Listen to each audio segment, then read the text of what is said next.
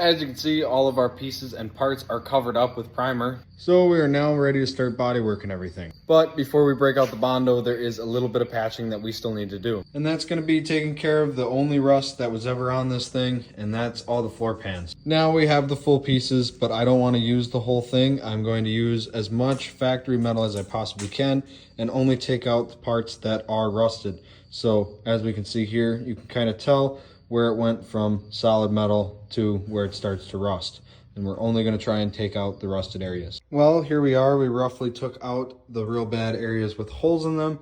Now what we need to do is kind of start to make these smaller so that it'll sit in the belly of this thing real nice. And then we'll be able to cut them both at the same time to make sure that our metals are going to line up.